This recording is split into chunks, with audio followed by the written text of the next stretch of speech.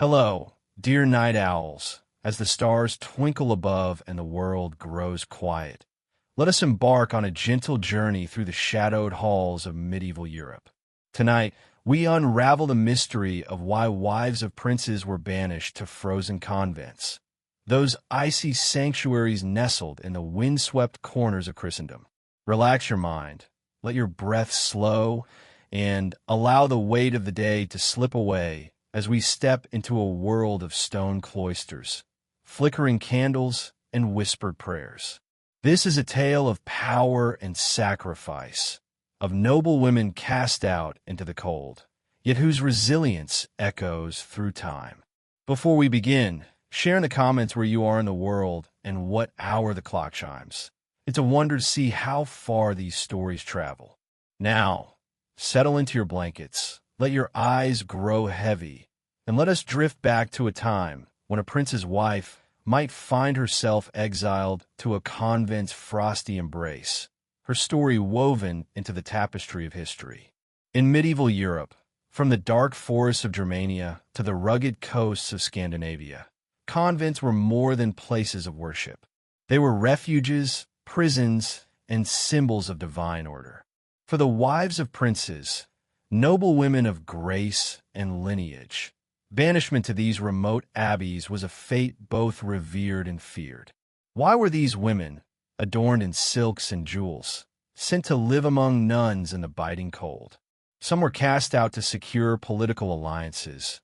Their marriages dissolved to make way for new dynastic ties. Others were sent as punishment for defying their husbands or failing to produce heirs. Many were simply inconvenient, their presence a threat to the delicate balance of power in royal courts.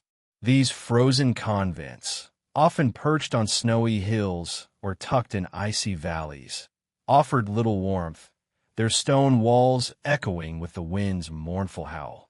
Yet within these walls, stories of courage and quiet rebellion were born. Picture, if you will, the approach to such a place in the depths of winter. The cobblestone path, worn smooth by centuries of pilgrims and penitents, winds through bare-branched forests where frost clings to every twig like nature's own lace. The horse's breath forms clouds in the crystalline air as the small procession makes its way toward the abbey gates. Perhaps a noble woman in a covered wagon, her few remaining attendants riding alongside, their faces solemn with the weight of what this journey means. The convent bell tower pierces the gray sky like a finger pointing toward heaven, its bronze bells silent now, waiting for the call to prayer that will soon govern every hour of the exile's new existence.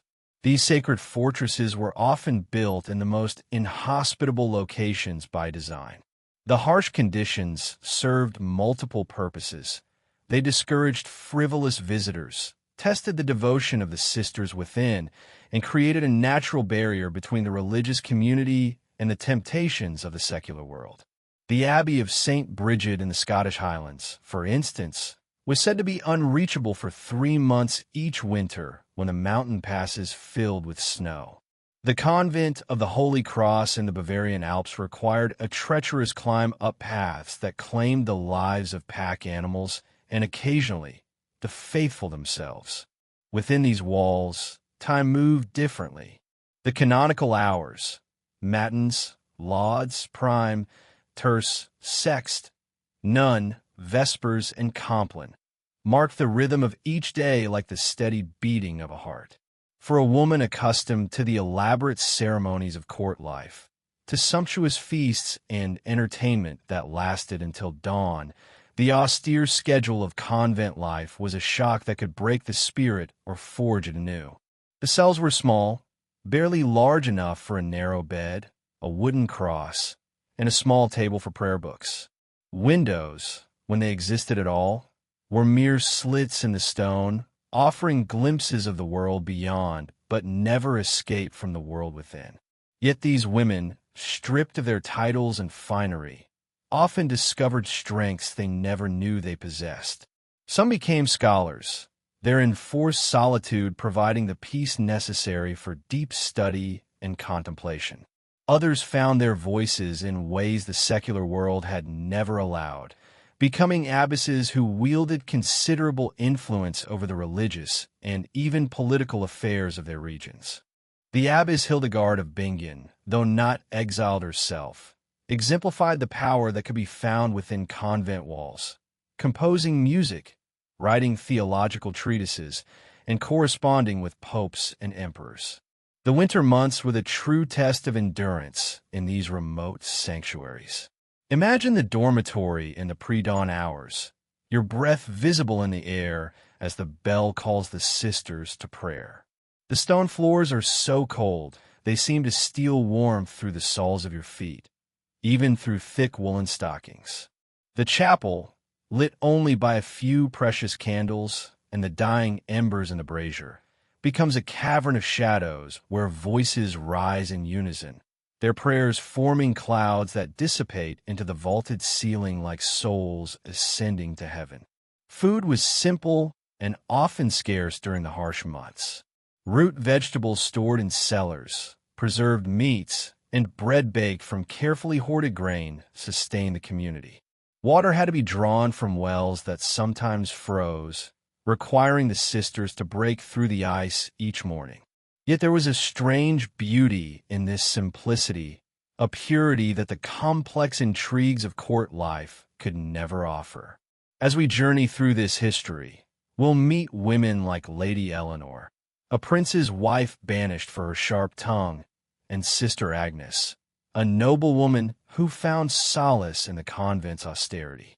Their lives, though fictional, reflect the truths of countless women who endured exile in these sacred yet unforgiving places. Some entered these walls with hearts full of bitterness and rage, only to discover that the enforced silence and contemplation gradually transformed their anger into a different kind of strength. Others never reconciled themselves to their fate, spending their days gazing through narrow windows at the world they had lost, their spirits growing as cold as the stone walls that confined them. So, let your mind drift now, as if carried by a winter breeze that whispers through the ancient corridors of these forgotten places. Feel the weight of history settling over you like a soft blanket of snow, and let us begin this tale of frozen convents and the women who dwelled within them. Good night, and may your dreams be as gentle as the snow that falls on those ancient cloisters, where prayers once rose like incense into the starlit sky. As the candlelight flickers and the night deepens, let us wander deeper into the frostbitten world of medieval Europe, where noble women faced exile to frozen convents. The path we now walk grows narrower, winding through the intimate stories of those who lived within these sacred walls. Picture a snow-dusted abbey, its walls cloaked in ice, standing sentinel against a howling wind that carries with it the whispered prayers of centuries past. Here, in these sacred prisons where heaven and earth meet in the harshest embrace, the wives of princes and other noble women lived lives of sacrifice and silent endurance. Let your breath slow, your eyelids grow heavy, as we meet three women whose stories illuminate the harsh realities of banishment, woven with the threads of history like silver embroidery on a dark tapestry. The transition from palace to convent was rarely gentle. Most arrived not by choice but by decree, their exile sealed with wax and witnessed by men who saw them as pawns in games far larger than individual happiness. The contrast could not have been more stark. From chambers warmed by great hearths and tapestries that told stories of victories and romance, to cells so bare that even the cross upon the wall seemed to shiver in the cold. The very air changed. Where once it carried the scent of roses and rich spices from distant lands, now it held only the austere fragrance of frankincense and the metallic bite of winter. First, let us meet Lady Eleanor, wife of Prince Baldwin of a northern duchy, whose story begins not with her exile, but with the slow erosion of her place in the world. Eleanor was renowned for her wit, her tongue as sharp as the quills she used to pen poetry that courtiers would recite in hushed, admiring tones. She possessed that rare combination of intelligence and beauty that made her both an asset and a threat. A woman whose opinions carried weight precisely because they were so often correct. But in the court of her husband, where whispers of rebellion stirred like autumn leaves before a storm, her outspokenness became a liability that her husband could no longer afford to ignore. The fateful moment came during a winter feast, when Eleanor dared to question a proposed alliance with a rival kingdom whose prince was known for his cruelty to his own people. Her words, spoken in the hearing of foreign ambassadors, undermined months of delicate negotiations. Baldwin, pressured by his advisers who saw his wife's independence as a reflection of his own weakness, found himself at a crossroads. To maintain his authority, he declared her a threat to his rule, a declaration that fell from his lips like stones into still water, creating ripples that would shape both their destinies. To silence her, he sent her to a convent in the frozen marshes of Frisia, a place where the very landscape seemed designed to break the spirit. The journey was long and deliberately harsh, the cart rattling over icy roads that seemed to stretch endlessly toward the gray horizon. Her fine furs traded for a coarse nun's habit that scratched against skin accustomed to silk. Each mile took her further from everything she had known, from the children she had borne and the life she had built with careful intelligence and grace. At the convent, Eleanor discovered that exile meant more than physical separation. It meant the systematic erasure of her identity. She toiled in the scriptorium, her elegant fingers now stained with ink, her heart heavy with the loss of her children, left behind in the castle like books closed and shelved. The nuns, bound by vows of silence that felt more like chains than choices, offered no comfort, their eyes downcast whenever she passed. The biting cold seeped into her bones, but it was the silence that proved most difficult to bear. A woman whose voice had shaped policy, now forbidden to speak except in prayer. Yet Eleanor clung to her spirit with a determination that impressed even the stern abbess. She began scratching forbidden verses into the margins of prayer books, her words a quiet rebellion against her exile that transformed sacred texts into repositories of human longing. These hidden poems, discovered centuries later by scholars, revealed a mind that refused to be dimmed by circumstance, a testament to the power of words to preserve the soul even when the body is imprisoned. Next, consider Sister Agnes, born a noble woman, but thrust into a different kind of tragedy when fate reshuffled the cards of her existence. Agnes had been blessed with a marriage built on genuine affection, a rarity in her world, but widowed young when her prince husband fell in battle against raiders from the northern seas. The messenger who brought news of his death also brought the seeds of her exile, for with no heir to secure her place, Agnes became a burden to her husband's family. Her substantial dowry, too costly to return yet too valuable to ignore. Her brother-in-law, a calculating man who saw human relationships as ledger entries, was eager to secure a new alliance with a powerful southern duchy. Agnes's presence complicated these negotiations, a reminder of old loyalties that needed to be forgotten, a claim on resources that needed to be redirected. The solution was elegant in its cruelty. Send her to a remote alpine convent, its towers shrouded in mist and snow, where she would be forgotten by the world she had once helped to govern. There, Agnes was expected to live not as the noble woman she had been born, but as a lay sister, scrubbing floors that had been walked by queens and tending the sparse garden where only the hardiest herbs could survive the mountain climate. Her noble blood, once a source of pride and privilege, became as forgotten as last year's snow. The convent's abbess, a stern woman of noble birth herself who had perhaps learned that survival in such places required the suppression of mercy, enforced strict discipline that made no allowances for Agnes's previous station or grief.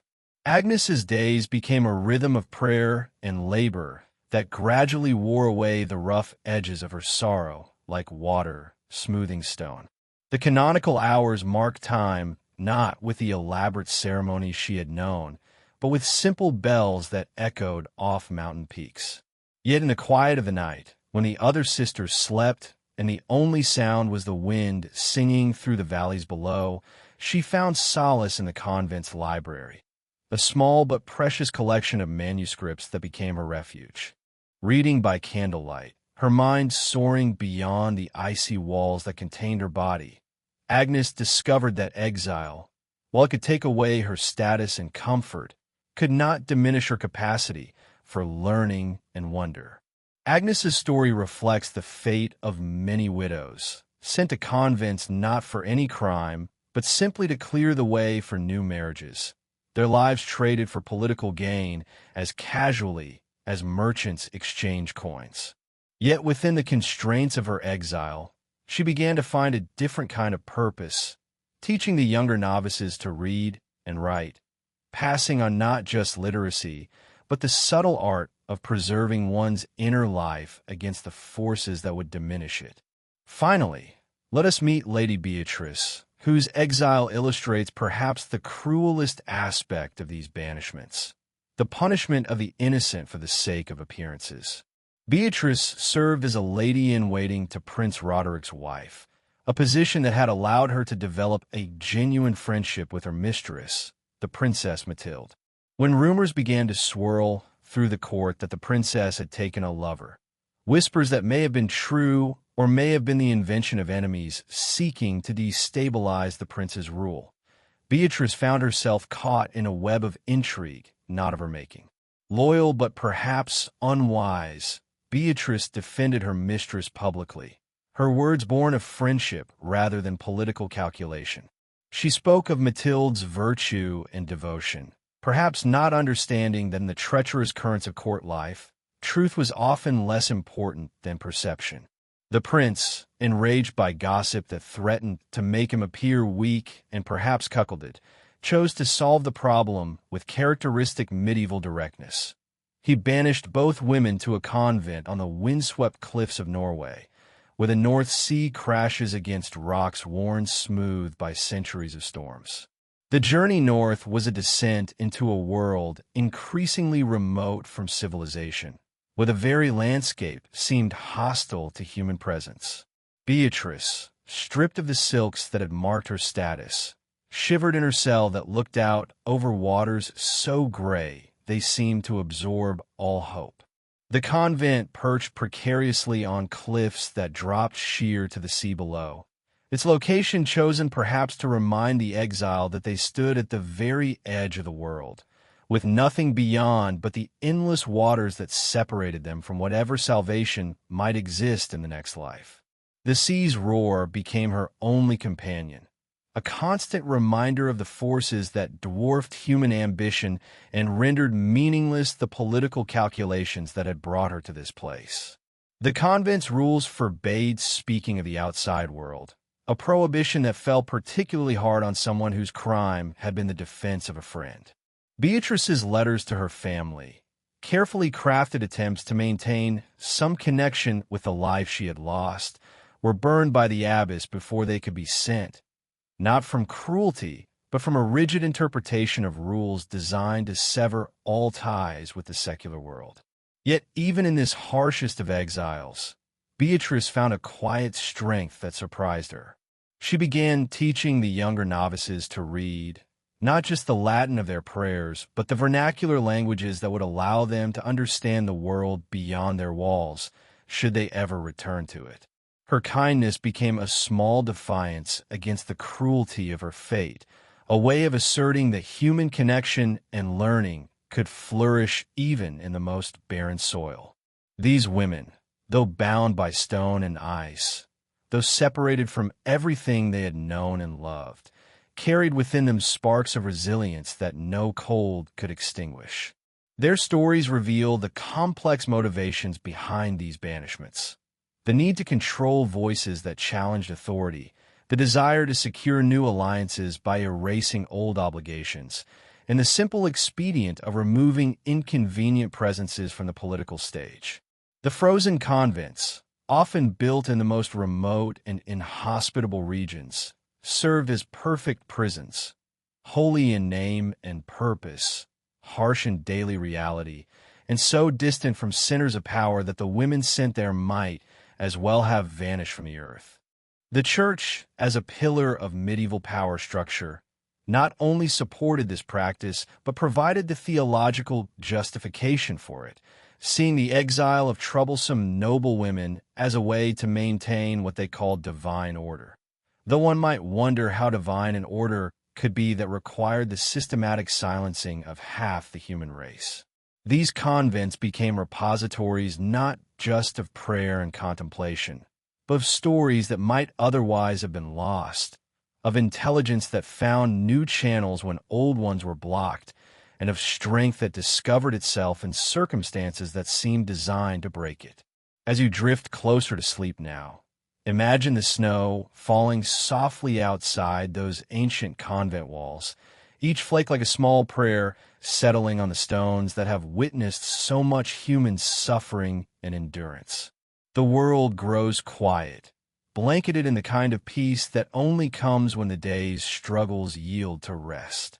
Let these women's tales linger in your mind like the last notes of a lullaby, their strength a quiet comfort as we prepare to move deeper into this history, where other stories wait to be told and other voices ask to be heard across the centuries that separate us from their frozen world. As the night wraps you in its gentle embrace, let us linger in the heart of our tale, where the icy grip of the frozen convents begins to crack like spring ice yielding to the first warm winds of change. The darkness around you grows deeper now, yet paradoxically, it is in this darkness that we discover the first glimmers of light, small flames of resistance that would eventually grow into beacons of transformation.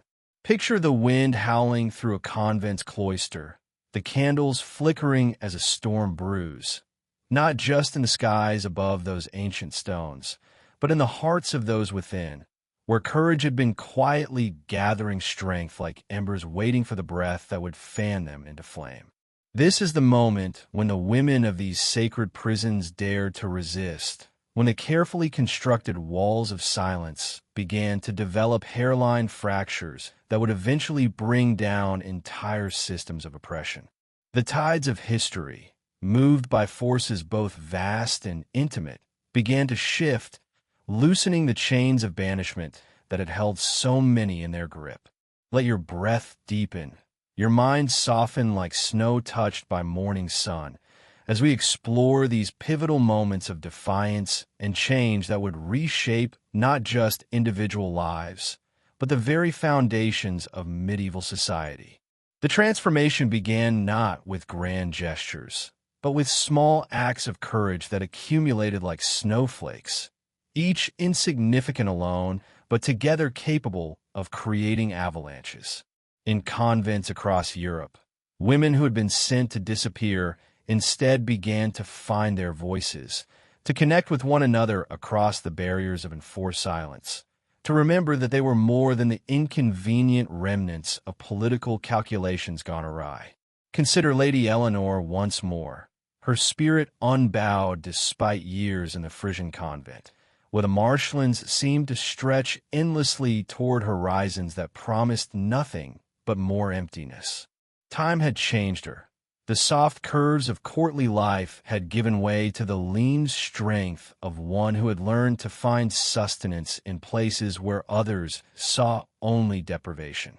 Her hands, once smooth as silk, now bore the calluses of manual labor, yet they had lost none of their skill with the quill. If anything, her enforced exile had sharpened her wit, refined her ability to see through the elaborate justifications that powerful men use to disguise their fears and weaknesses. One winter, when the convent felt more like a ship frozen in ice than a place of worship, a visiting bishop arrived to inspect the abbey. Bishop Aldrich was a man who prided himself on his theological sophistication. Yet his understanding of the women under his spiritual authority extended little beyond ensuring their compliance with rules designed by men who had never lived a day under their constraints. Eleanor, recognizing in his visit not just routine inspection but opportunity, began to plan with the careful precision of a chess master contemplating a board where one wrong move could mean permanent destruction. In a daring act that required weeks of preparation and nerves steady as winter stone, she slipped a letter into his satchel, penned in her elegant script that years of convent life had not been able to diminish. The letter was a masterpiece of restrained eloquence, pleading not just for her own release, but exposing the broader injustice of a system that used religious devotion as a convenient mask for political expedience. She wrote of women whose only crimes had been inconvenience, of children separated from mothers not by death, but by deliberate cruelty, of talents and intelligences wasted in service to the fragile egos of men who confuse power with righteousness. The letter, a dangerous breach of convent rules that could have resulted in punishment severe enough to break her spirit permanently, reached the bishop's hands as intended. Though he dismissed it publicly as the ravings of a wayward woman whose exile had clearly addled her understanding of divine order, privately it planted a seed of doubt in his mind about the Church's role in supporting what amounted to imprisonment without trial. The seed would grow slowly, nurtured by other similar encounters, other letters that found their way into the hands of those with power to change the system. Eleanor's act was small in the grand scheme of history, yet it was precisely such small acts that would prove most powerful, a whisper of defiance that echoed beyond the convent's walls, carried by servants and merchants and visiting priests to other convents where other women heard and took courage. Her example inspired other nuns, particularly those who, like herself, had not chosen their religious life but had it imposed upon them, to question their own forced vocations. Some began to write, others to teach, still others to find ways of communicating with the outside world that the convent's rules had never anticipated. But individual acts of resistance, powerful as they were, gained their true force from the broader upheavals that were reshaping medieval society. In the 14th century, the Black Death swept through Europe like a scythe through wheat, claiming lives indiscriminately and shaking the foundations of feudal society in ways that would prove irreversible. The plague cared nothing for noble blood or carefully arranged marriages, and in its wake, the elaborate structures that had made the banishment of inconvenient women seem both necessary and natural began to crumble. With fewer nobles to marry and fewer resources to maintain the lavish courts where such political calculations had flourished, the practice of banishing wives to convents came under scrutiny from unexpected quarters. Economic necessity, that most practical of motivators, began to argue against the waste of human resources that such exile represented. Suddenly, women who had been seen as burdens began to look like assets that could not be so casually discarded. Some noble women, recognizing the shift in circumstances, refused to fade quietly into the obscurity that had once seemed their inevitable fate. Consider the fictional Lady Margaret, a prince's wife sent to a convent in the snowy Harz Mountains after being accused of the medieval woman's most unforgivable crime, barrenness. The convent sat like a crown on a peak that seemed to touch the very floor of heaven. Its isolation meant to ensure that those sent there would never again trouble the political calculations of earthly rulers. Yet Margaret, far from accepting her fate with the resigned piety expected of her, began to see in her exile not ending, but opportunity. The convent housed not just willing brides of Christ, but a significant population of lay sisters, many of whom were, like herself, banished noble women whose primary crimes had been their failure to fulfill the narrow roles assigned to them by men who saw women as either useful or inconvenient, with no middle ground for human complexity. With the strategic mind that had once made her a valuable political advisor before her husband decided her counsel was more threat than asset, Margaret began to organize these women into something unprecedented, a collective voice that could no longer be ignored or dismissed as the isolated complaint of a single malcontent. Working in secret during the long winter nights when the mountain winds provided cover for their whispered conversations, they crafted a petition that was remarkable not just for its eloquence, but for its systematic dismantling of the theological and legal justifications for their exile. Their collective plea, written in secret and smuggled out by a sympathetic merchant who traded in wool and carried with him stories from across the known world, reached the court and sparked debate about the morality of such exiles. The document was careful to frame its arguments in terms that the male authorities could understand and accept, not as a challenge to divine order, but as a call for the more perfect implementation of Christian mercy and justice. Though Margaret faced punishment for her role in organizing the petition, a period of increased isolation and reduced food that was meant to break her will, her actions highlighted the growing unrest among those confined to these frozen prisons. More importantly, they demonstrated that the system of exile, which had depended upon the isolation and silence of its victims, could not survive their cooperation and collective action.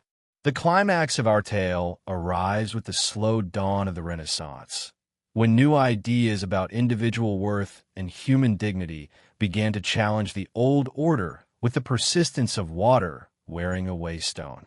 The intellectual ferment of the age, which would eventually transform every aspect of European society, found in the question of women's roles and rights one of its most compelling subjects for examination and debate.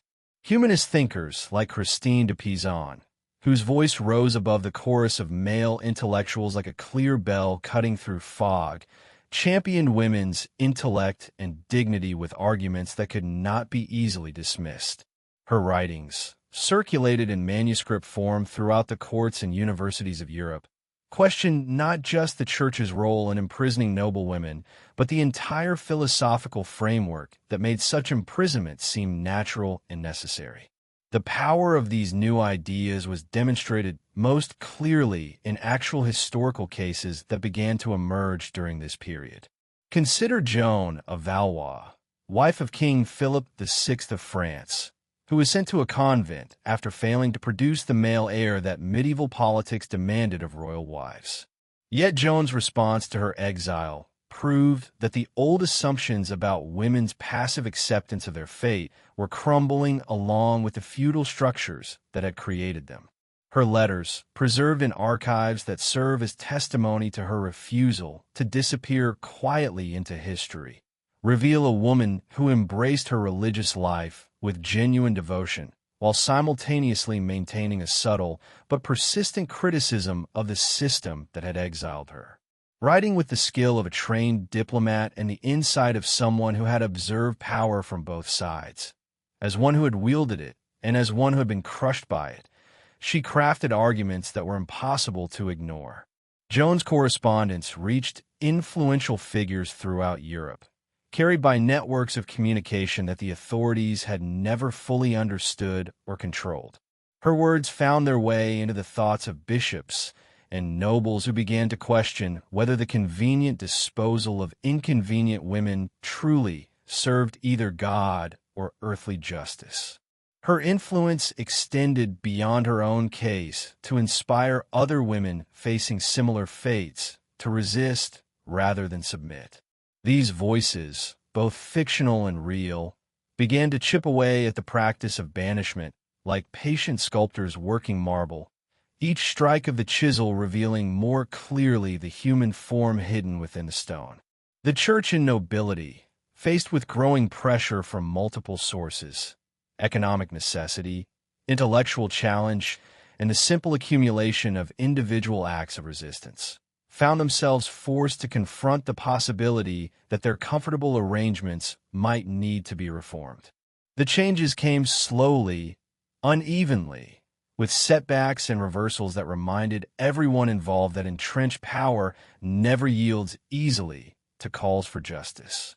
Yet the momentum, once begun, proved unstoppable. Convents that had served as prisons began to be seen as communities of women whose talents and intelligence could serve broader purposes. Some became centers of learning and artistic creation, their inhabitants transforming their imposed exile into chosen dedication to pursuits that the outside world had denied them. As you drift toward sleep now, let yourself imagine these women standing tall against the snow that had once seemed to bury them, their courage serving as a beacon in the dark expanse of medieval night. The flames of their resistance, small at first, had grown into fires that would eventually illuminate paths to freedom that had previously been invisible. Their stories, carried on winds that knew no borders, would continue to inspire others long after the immediate circumstances of their struggles had passed into history. Let their voices carry you gently into whatever dreams await, their determination a lullaby that speaks of the power of human dignity to survive even the harshest winters of oppression. In your sleep, may you hear the echo of their words across the centuries, reminding us that every act of courage, however small it may seem at the time, contributes to the great work of building a world where exile is replaced by welcome, where silence gives way to song, and where the frozen places of the heart learn again to bloom. As the night grows softer and your eyelids heavier, let us follow the fading echoes of the frozen convents, where the winds of change began to warm the stone walls that had witnessed so much silent endurance. The great wheel of history, having turned through its darkest arc, was beginning to carry the medieval world toward a dawn that would transform everything. The relationship between church and state, between ruler and subject, between men and women. The practice of banishing noble women to icy abbeys, which had once seemed as permanent and unchangeable as the mountain peaks where many of these convents stood, was beginning to wane like winter snow beneath the patient warmth of spring. Picture, if you can, a convent garden in early March, where the first brave buds pierce through the frost with the determination of life asserting itself against all odds. These tender shoots, so fragile they might be destroyed by a single night's hard freeze, represent something far more significant than mere seasonal change. They're symbols of hope after a long winter, promises that the cycles of death and rebirth that govern the natural world also touch the human institutions that seem most resistant to transformation. Let your mind drift now, like morning mist rising from snow-covered fields, as we explore how these sacred prisons gave way to a new era, carrying the stories of their inhabitants into a brighter dawn that would illuminate possibilities their grandmothers could never have imagined. The transformation was neither swift nor universal. Change in medieval Europe moved like glaciers, slowly but with inexorable power, reshaping the landscape of possibility in ways that would only become fully visible with the passage of centuries. The Renaissance, with its flowering of art and ideas that burst forth like spring after an endless winter, brought a gradual but fundamental thaw to the rigid hierarchies of medieval Europe. This was more than simply a change in fashion or artistic style. It was a revolution in thinking about what it meant to be human, about the relationship between the individual and society, about the purposes for which human life should be lived. The humanist ideals that spread from Italy throughout the continent emphasized individual worth and potential in ways that fundamentally challenged the notion that a woman's value lay solely in her role as a wife or mother, her worth measured only by her success in producing male heirs or facilitating beneficial political alliances. In this new intellectual climate, convents began to undergo a remarkable transformation. No longer seen merely as convenient repositories for inconvenient women, many began to evolve into centers of learning where noble women could exercise intellectual gifts that the secular world had refused to recognize or utilize. This shift was gradual and uneven, Some abbeys remained essentially prisons where women lived out their days in resigned silence, while others became vibrant communities where learning and creativity flourished in ways that would have been impossible in the male-dominated courts from which their inhabitants had been exiled. Take Sister Agnes, our widowed noblewoman in the Alpine convent, whose story we have followed through the dark winter of her exile. As the 15th century unfolded like a manuscript being carefully illuminated by patient scribes, her abbey began to receive new treasures. Manuscripts from distant cities like Florence and Paris, filled not just with traditional religious texts, but with the revolutionary ideas that were reshaping European thought. These books carried within their pages the seeds of transformation. Treatises on rhetoric and philosophy, histories that questioned traditional narratives of power, and literary works that celebrated human complexity and dignity. Agnes, who had arrived at the convent as a broken woman whose only crime had been her failure to produce an heir, gradually emerged as a respected scholar and teacher. Her facility with languages, which had been cultivated in her youth as an ornamental accomplishment suitable for a nobleman's wife, now became the foundation for serious intellectual work.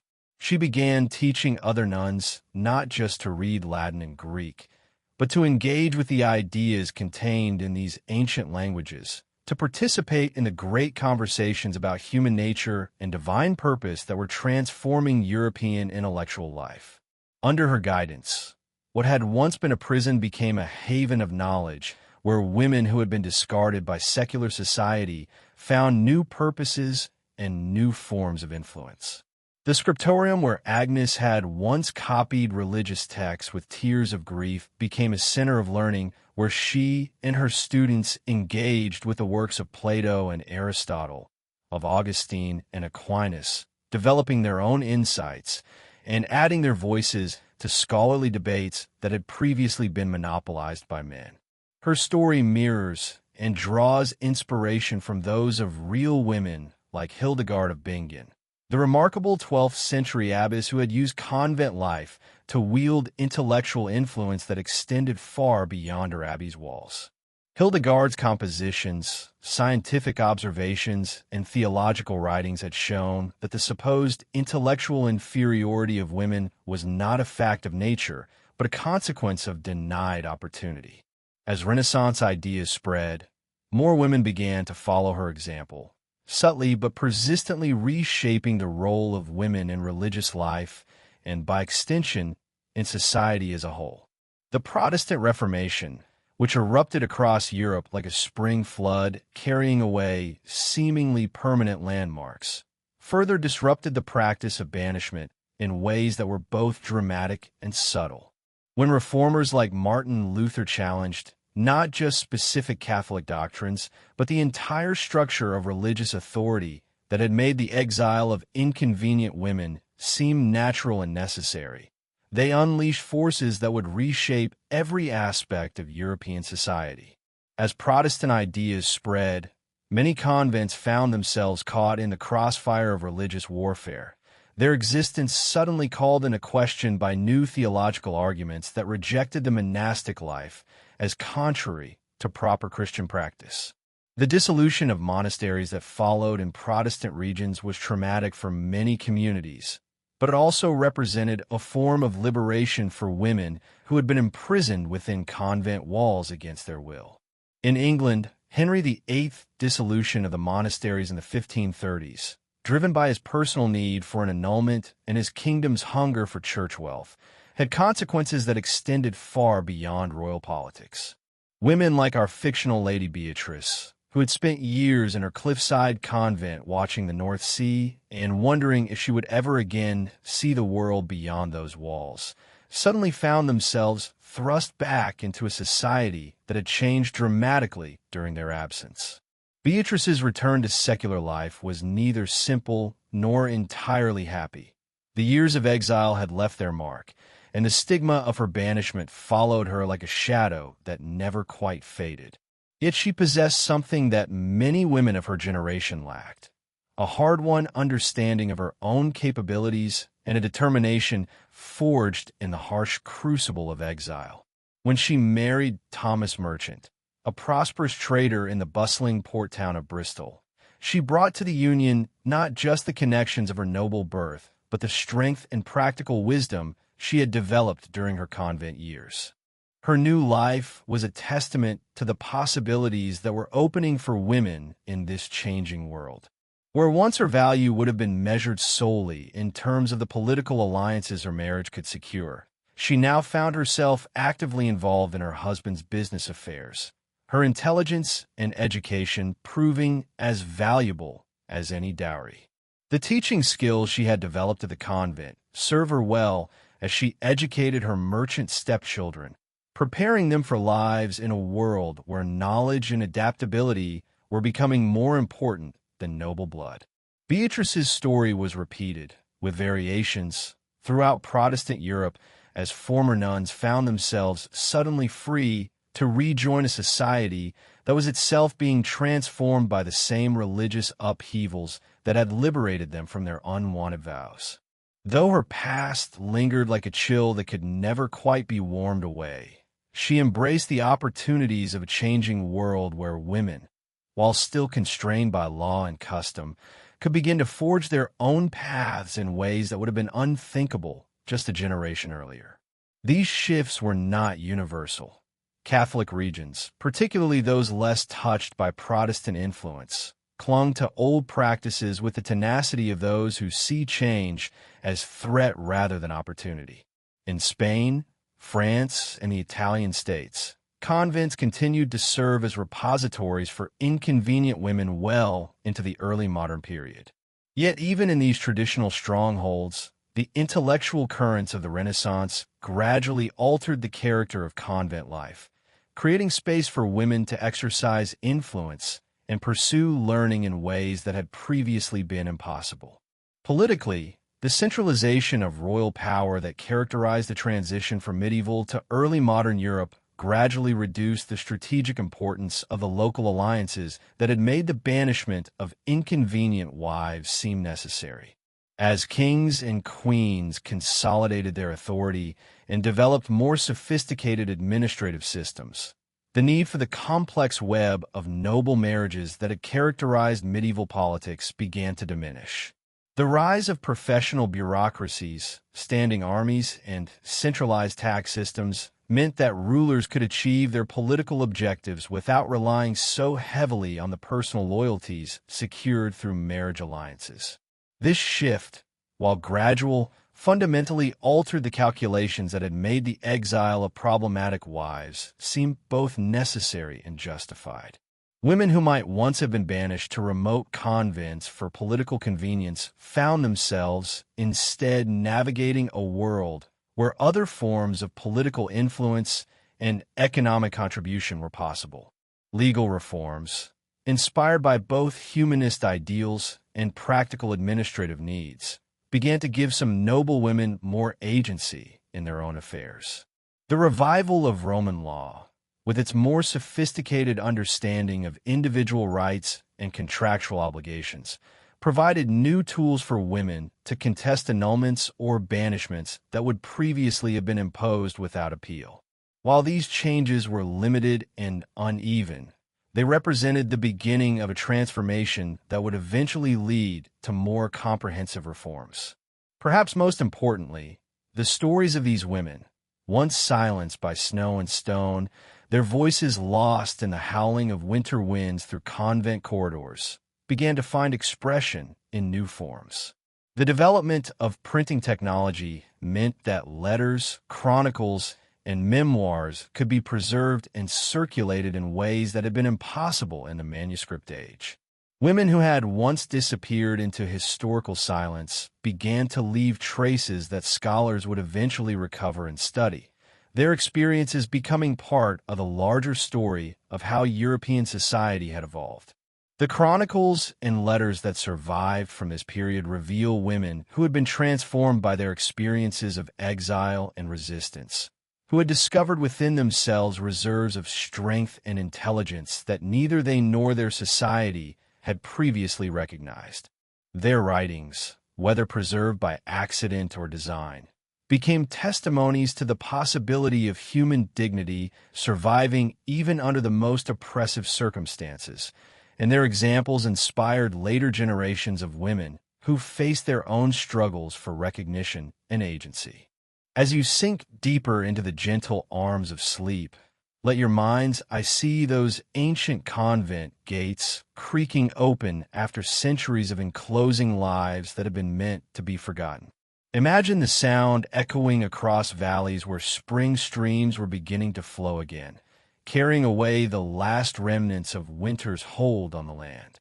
The frost that had seemed so permanent, so much a part of the natural order that its melting was almost unthinkable, was indeed beginning to yield under the patient warmth of a rising sun that promised new possibilities for all who had endured the darkness. The women of these frozen abbeys, though scarred by their experiences and marked by years of unwanted solitude, had helped pave the way for a world where their daughters and granddaughters might walk freer paths. Their resistance, whether expressed through hidden poems scratched in prayer book margins, collective petitions smuggled out by sympathetic merchants, or simply the preservation of their humanity under dehumanizing circumstances, had contributed to the great work of expanding human possibility. Let this gentle thaw carry you now toward our final reflections, your sleep warmed by the knowledge that even the most entrenched systems of oppression contain within themselves the seeds of their own transformation, and that the courage of individuals to resist, to hope, and to maintain their dignity in the face of injustice contributes to changes that may not be visible in their own lifetimes, but that nevertheless reshape the world for those who come after them. As the night enfolds you in its quiet embrace, gentle as a mother's lullaby sung across centuries, let us draw our journey through the frozen convents to a close. The darkness around you now feels different than when we began, warmer somehow, filled not with the harsh emptiness of winter exile, but with the peaceful depth of understanding that comes when difficult truths have been acknowledged and honored.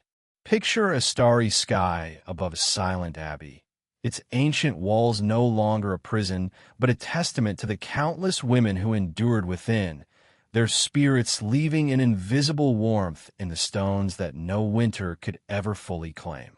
The constellations above these ruins shine with the same light that once filtered through narrow convent windows, offering the only glimpse of infinity to women whose earthly horizons had been deliberately constrained. Yet in that constrained space, something remarkable had occurred. Not the breaking of spirits that their exile had intended, but the forging of strength in forms that their captors had never anticipated and could never fully control. The tale of why princes' wives were banished to these icy sanctuaries is indeed one of hardship and sacrifice, of political calculations that treated human beings as expendable pieces in games of power and ambition. But it is also, and perhaps more importantly, a story of unyielding resilience, of the extraordinary capacity of the human spirit to find meaning and purpose even in circumstances designed to strip away all hope of significance. Let your breath slow now, your heart settle into the rhythm of deep peace as we reflect on these women's legacy and the lessons they leave us, their courage serving as a gentle lullaby that carries across the ages to comfort all who face their own forms of exile and constraint. The women of the frozen convents, Eleanor with her sharp wit and sharper quill, Agnes with her quiet dedication to learning, Beatrice with her fierce loyalty and gentle teaching, and countless others whose names have been lost, but whose influence ripples through time like stones thrown into still water, lived lives that were circumscribed by the whims of power. Yet within those constraints they carved out spaces of agency and meaning that their oppressors had never intended to allow. When they were sent to remote abbeys for political convenience, personal defiance, or dynastic necessity, they encountered cold stone that seemed to leach warmth from their very souls, harsh rules designed to break their will, an isolation that was meant to make them disappear from history, as if they had never existed.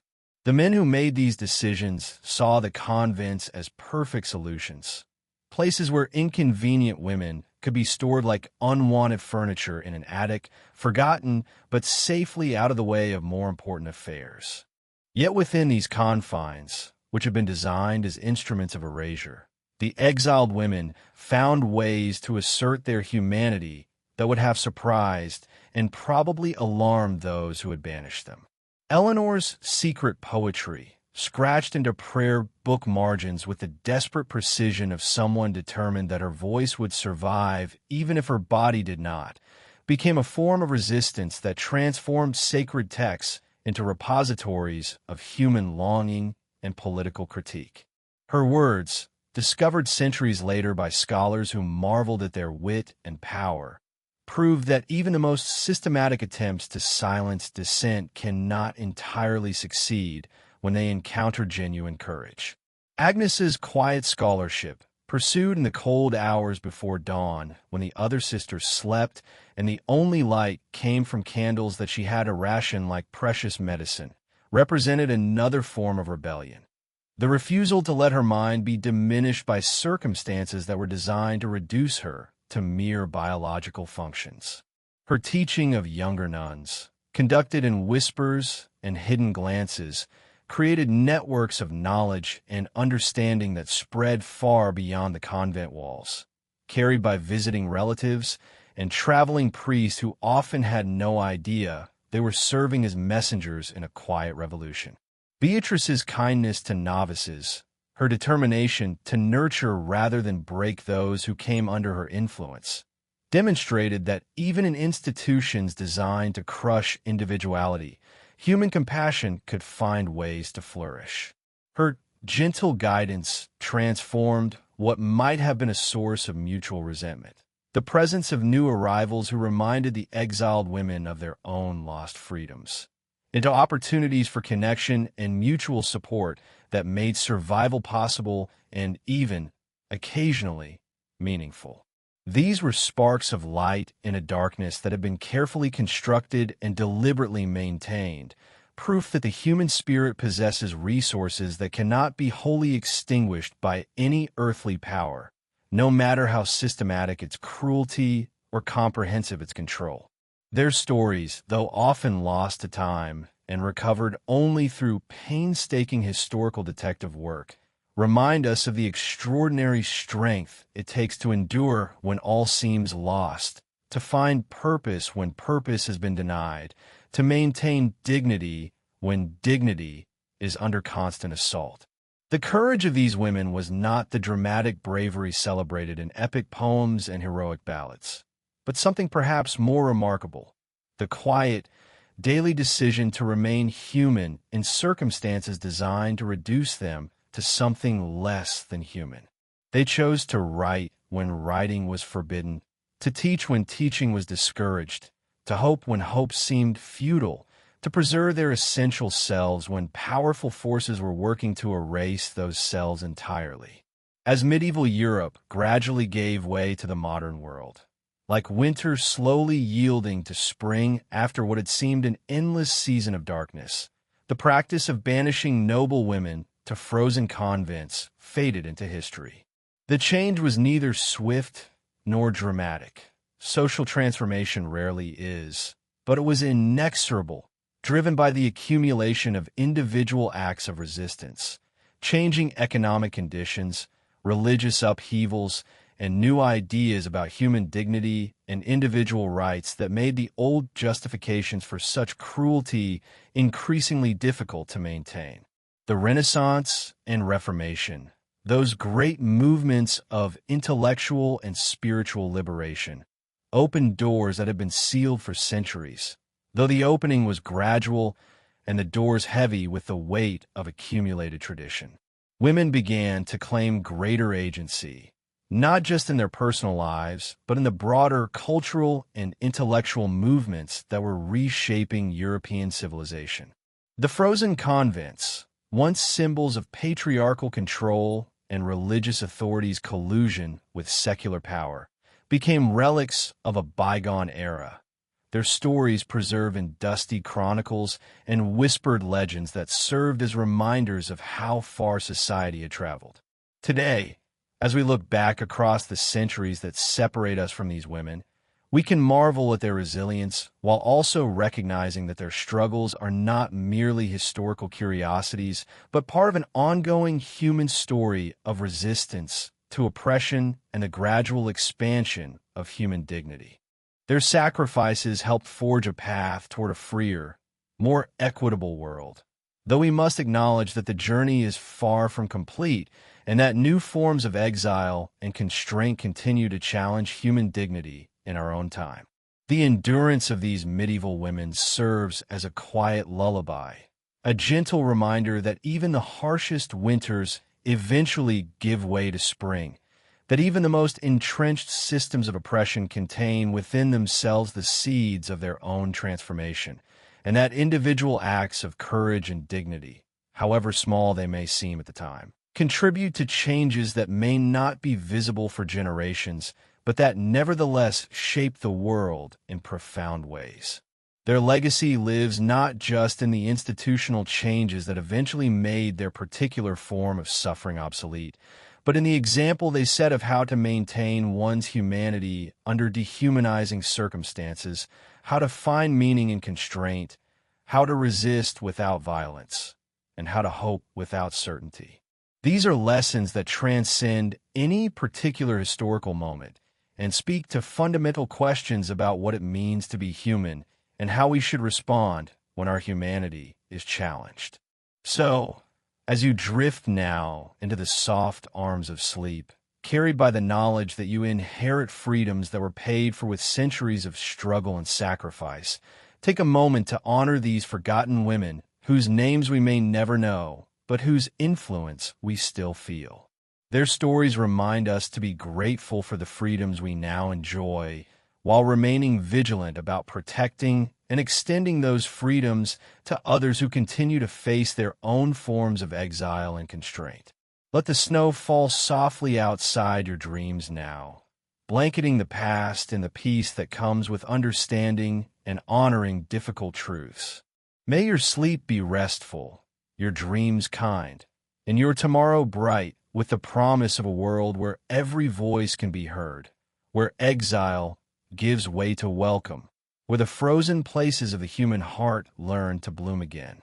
The echoes of these women's courage will carry you gently into slumber, their resilience a lullaby that speaks across the centuries of the indomitable power of the human spirit to endure, to hope, and ultimately to transform the world through the simple but revolutionary act of refusing to surrender its essential dignity. Good night, dear traveler, and may you wake renewed by the knowledge that you are part of a story larger than any individual life, a story of gradual liberation that continues to unfold with each generation's contribution to the great work of expanding human possibility and honoring human worth.